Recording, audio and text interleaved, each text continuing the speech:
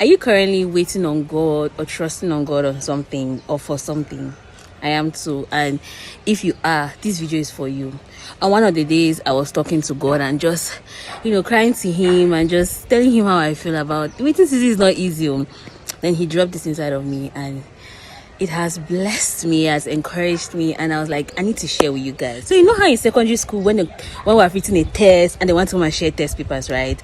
And they're calling the first person, let me say Germany, Luigi, Taku, Gladys, for example, and the first people that are giving the papers to you feel like, oh, Mrs. Pad at the top, you get.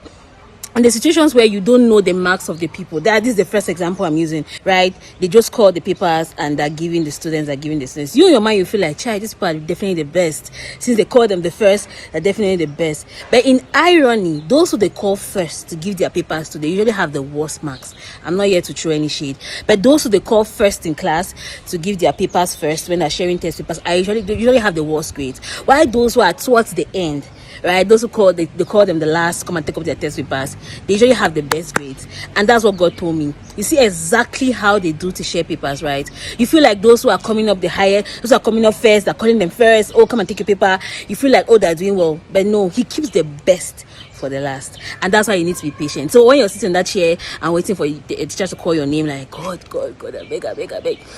It's patience, and it's the exact same thing. Because He's keeping something so good for you, He wants you to be patient. But if you want Him to call you early, you have the worst grade, like you get. So He told me that. I was like, wow. I know why it really stuck out to me. He usually used these things that I can relate to teach me.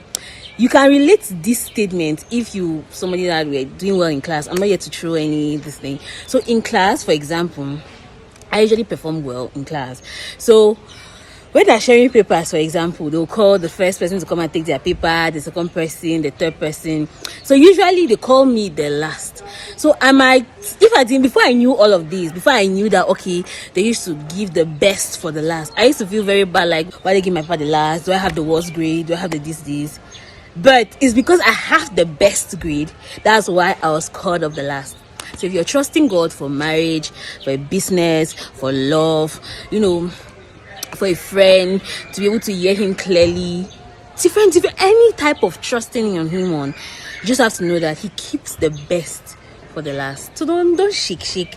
This word was definitely for me. I don't know, I think I was in church and then He dropped this understanding to my mind. And as I said, God uses things that are close to us so can easily understand what He's trying to teach us, like you get.